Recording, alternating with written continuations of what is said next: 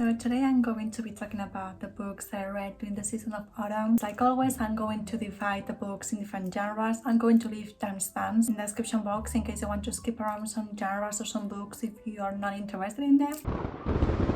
Okay, so starting off with classics, the first classic I'm going to be talking about is Madame Bovary by Gustave Flaubert. I've had this book on my Kindle for such a long time and I never got around to reading it, and I had so much fun reading it. And after I finished reading it, I searched it on Google because I wanted to know more things about the book, and there's so many interesting things about this book, like the backstory. For starters, there's this thing that I didn't know that existed that is called Madame Bovary syndrome, and apparently this syndrome is having a chronic affective dissatisfaction with one's life. And if you read the book, that's basically the main plot of the story. This woman kept doing things to be happy with her life, and also apparently this book was banned due to the sexual elements of the book. There's so many things about this book that were so fun to read, and also it's set in Normandy, and I love the French Normandy coast. The next classic I want to talk about is The Great Gatsby by Fitzgerald. I have this beautiful Spanish edition. This is from I think this is from the 50s, but I'm not 100% sure. But I do love how colorful the cover is. This is my second Fitzgerald novel, and I like this much more than 10 Days a Night. After reading this book, I did what I always do, and I searched the book on Google and just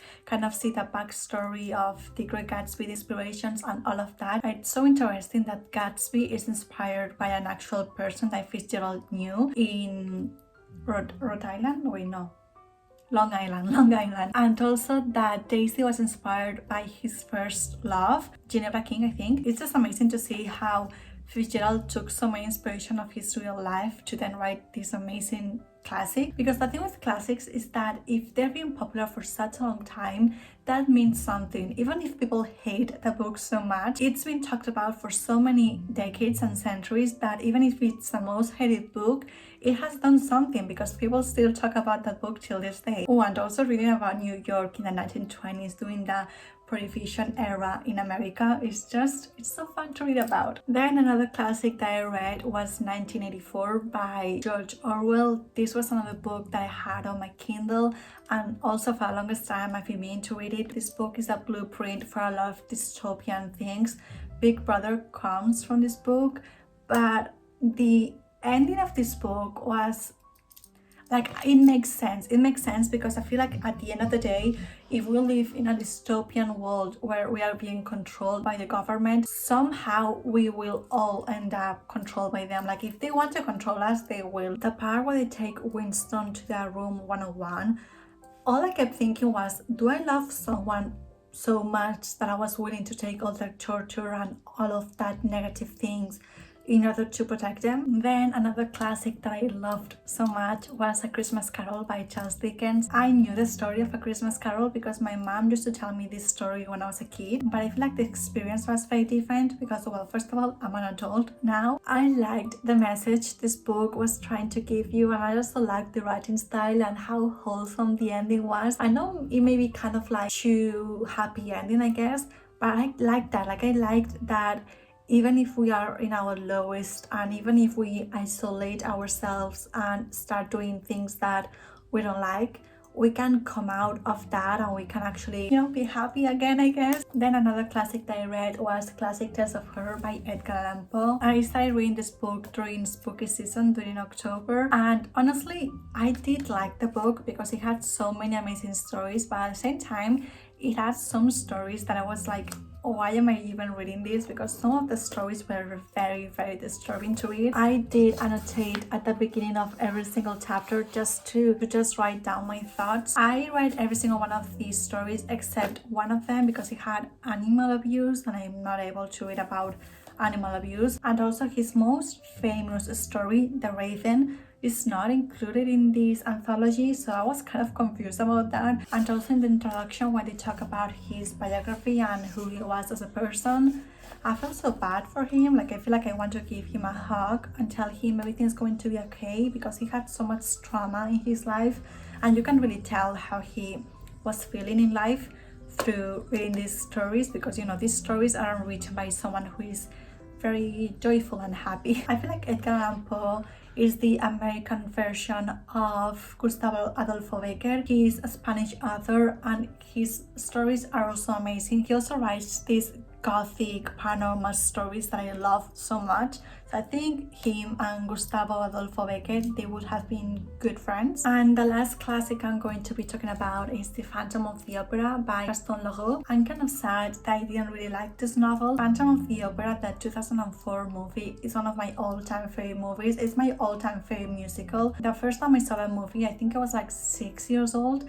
And I remember we bought the CD afterwards and we would always play the CD on my car. So I know every single song by heart. So yes, The Phantom of the Opera has a very special place in my heart. So when I read the novel, I saw that first of all the story was very different. I was, a little bit disappointing, but it's okay because I still have the movie. And also I went to the Opera of Garnier where this book is set and also the inspiration and everything came from. And the opera is so beautiful. I went with my mom and one of my brothers. I just love architecture. I love art.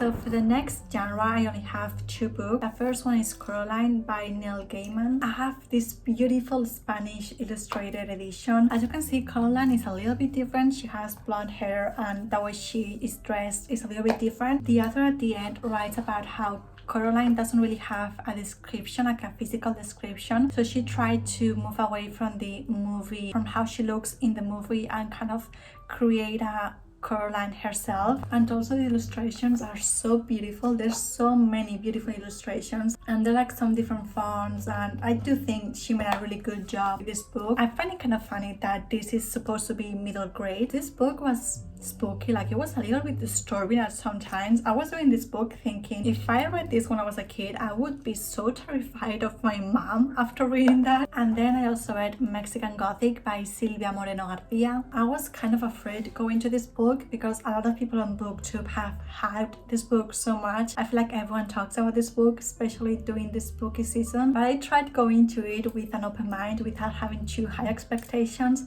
and I really loved it. After reading this book, I realized how much I love the haunted house trope. Whenever a movie has the haunted house trope, I just love it so much. The Haunted Mansion, that 2003 Disney movie, is one of my favorite Disney movies. I love that movie so much. So when I was reading this book and I kept reading about this house that has like a life of its own, I'm like, this is so cool to read about. And also the main character, she's actually pretty cool. Like I've heard some reviews criticizing the main character. First of all, this book is set in the 1950s, I believe, in Mexico. So you can expect that a Mexican woman living in that time period is not like the biggest feminist, like it wasn't that common back then. So I do think that Silvia Moreno-Garcia did a really good job setting this book in that time period in Mexico, and also writing about the aristocrats, the upper class and the middle class and the lower class. I do feel like this book had a really good beginning, middle plot and ending. I do think that this book had an amazing atmospheric setting. Also, the ending was kind of, I don't want to say unsatisfying because it was satisfying. I liked the ending, but I do think like she built up so many things and so many things happened that to have like such an amazing ending was kind of hard to write, but still I had a very fun time reading this book. The first book I'm going to talk about is Final Girls by Riley Sager. This was my first thriller by him, and I do not really understand why so many people hate him. Like so many people hate his novels, and I don't really understand why, because I liked it. Like I had a fun time reading it. I do have to say that this thriller wasn't really atmospheric. Like for example, comparing Mexican Gothic with this thriller, I felt like I didn't really feel like I was there. I didn't really feel the unsettling feeling that you sometimes get when you're reading these kind of books. Like when he was describing the girls being in the woods or being in the cabin, I didn't feel like I was there. Like I didn't feel like I was in the woods or in the lake and I was cold and I was running. Like I didn't feel any of that. Some authors are able to give you that feelings and some authors are not, and it's fine. Like every single author is different, obviously. But with this book, even though I don't think it was very atmospheric, I do think that the plot twist and the building up to the plot twist, I do think that was a fun time. Then I also read Foul is Fair by Hannah Capin, and sadly I didn't really like this novel like at all. Going into this book, I thought that it was going to be a feminist retelling of Hamlet, because all the girls that I've seen on booktube talk about this book, they keep saying that this is a feminist book and that I will feel very empowered while reading this book. I did not feel any of those things, I'm very sorry. This book deals with sexual assault, and I'm a person that gets triggered very easily when it comes to these things, but thankfully the way Hannah Capin deals with the situation and the way she writes about the situations, it didn't trigger me too much. She actually did a good job with that. She did so many build-up chapters, like for example in one chapter the girls were trying to get revenge into this boy, and she spent like 5 pages of the girls doing the most stupid things in order to do something that was very underwhelming. And then the author tries to add a love interest, but I just feel like we didn't need that love interest at all. Like, it didn't make sense. Some of the quotes the author gives, I liked them. I thought they were empowering, but then there were some quotes that I kept thinking, this is what people wrote on Tumblr back in 2014. I do understand what she was trying to portray and what she was trying to transmit with this book. I didn't connect with it. When I finished doing this book, I was kind of mad and angry that they wanted to do this. Like, I don't know, like there's so many problematic things as well with this book. I don't like it. I do not recommend this book. And the last mystery thriller that I read was The Project by Courtney. Where to even begin with this book? So I didn't like this book as well. I was very excited to read a book about a cult because I love reading books about cults. I just think that they're so interesting. So the way this book is written is that you follow different timelines, and sometimes that can be very fun because you can have flashbacks and then you can have the present day, and then sometimes you can have fast forward. The timeline was kind of a mess because I didn't know if we were in the past, in the present, in the future. I didn't know what character we were following. The trigger warnings in this book are so bad. There were so many things in this book that I feel like it didn't have to be there. I'm going to leave the trigger warnings down below in the description box because I don't even want to mention them right now. I honestly don't even want to keep talking about this book. I did not like it. I do not recommend it. I don't think the author dealt with cults and how disturbing they can be in a good way. So yes, I'm just not even going to talk about this book anymore.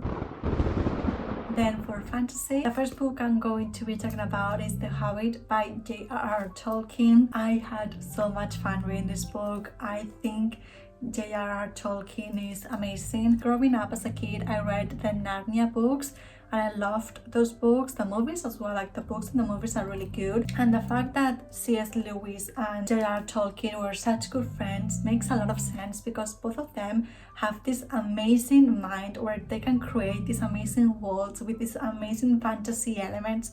I'm just so in awe that someone can write these things. I love reading about hobbits and how homebodies they are and how much they love eating and just warm things and just having this, you know, very wholesome homebody life. And I just thought that was very cute. And the fact that Bilbo left all of that to go out and have an adventure, just it's amazing. This book is amazing. I still have a lot of books to read in the Middle-earth saga series, so I'm very excited about that. And then I also read Harry Potter and the Philosopher's Stone, Harry Potter and the Chamber of Secrets, and Harry Potter and the Prison of Azkaban by J.K. Rowling. Love the books, not so much the other. And lastly, for fiction, I have one book and it's Beautiful World, Where Are You by Sally Rooney. I kept saying Rooney. Sally Rooney. If I have to be honest, I wasn't very excited to read this book. I loved Normal People so much. Normal People is one of my all-time favorite books and it just didn't have the magic that Normal People had. Sally Rooney makes a very good job with creating unlikable characters and characters that make you want to hate everyone in life, but even though she does that, at the same time you are actually rooting for some of them. There's 2 reviews of people that I follow on Goodreads I really liked. One of them I feel like described this book very well, and the other one described how I felt about this book very well, because this book is truly like reading a depressive episode. So these are the books I read during the season of autumn, all these books and the books that I have on my Kindle. I hope you guys like this video and I will see you very soon. Bye!